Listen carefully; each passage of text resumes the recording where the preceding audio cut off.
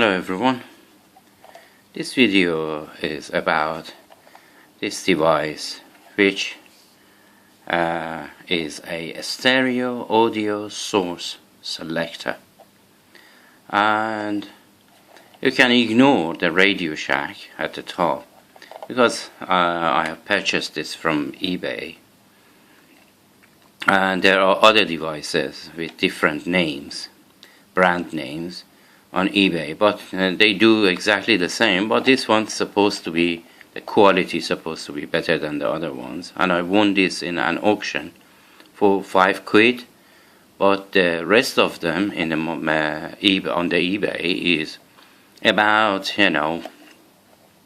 12 to 15 pounds, and some of them they are even daring to sell this for 20 or 22 pounds, but this one is okay, and you can purchase this just by typing a stereo audio source selector. And I hear you ask, what is this for? This is for if you have a sound system. I just put it down. If you have a sound system, I just turn it around to see the back as well. And you have different sources of music, for instance, the mobile phone, your PC, or your tape recorder or tape player, stereo deck, or whatever that you have.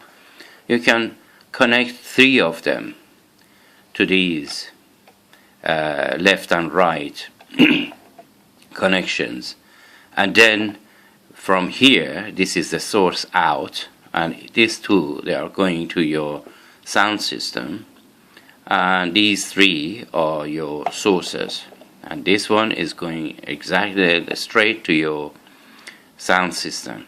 And every time that this device can avoid, every time that you want to connect something to your stereo, to go back to your back of the stereo and connect and reconnect, and different sources, you can connect everything to this one, and from here this device is connected to your sound system, and just by pressing these buttons you can select which one to be played through your sound system. So is a very tiny, in comparison to my hand, it's a tiny device, and there are other ones that you can have maybe 4 or 5 auxiliary connectors, but this one is enough for me, 3 of them. I have one PC, one is Bluetooth, and so on and so forth, one tape cassette deck player, and this one is enough for me. I made one myself, but it wasn't, there was some sort of hum inside, because the earth is common along all of these.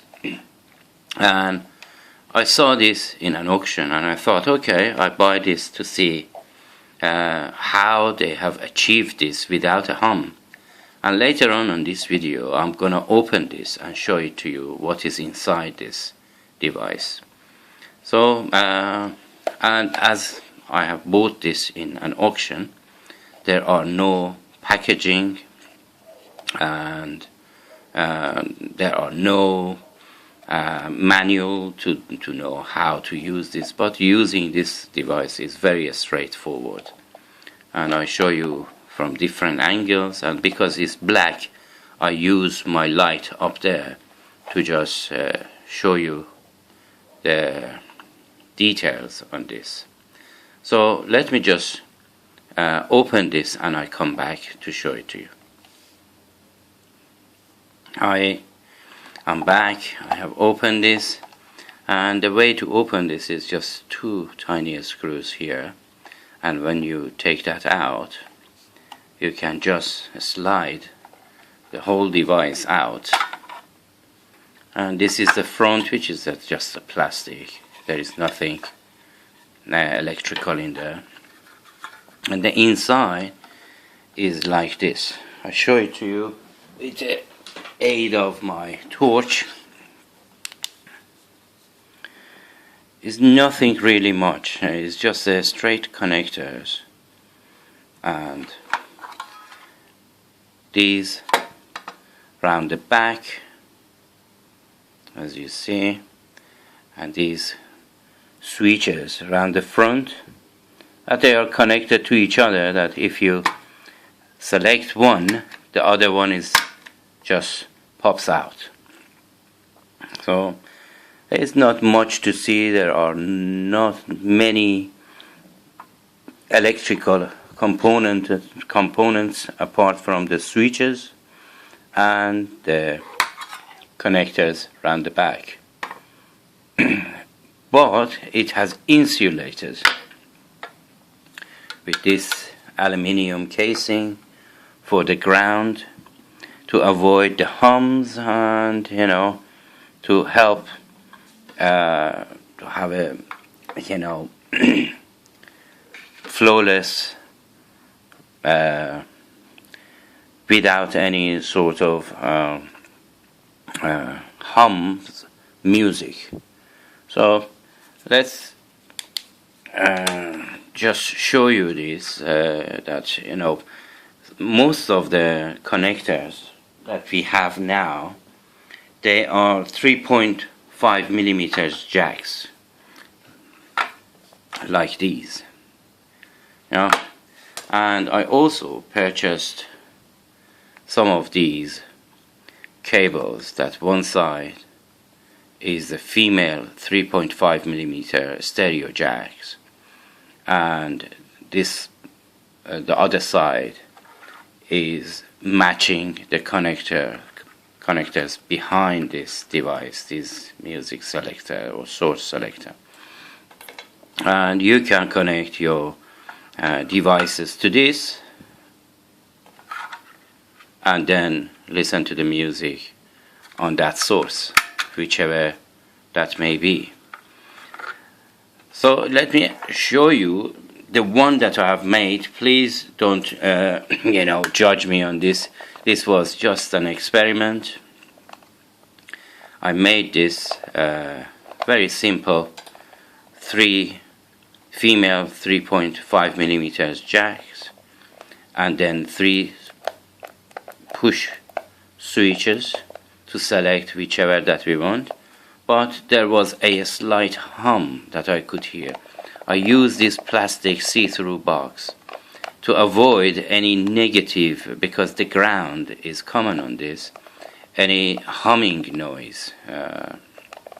But still, there was a slight humming noise. So, and if you look at the size between the one that I made and the one that we have here, is rather very small, very handy.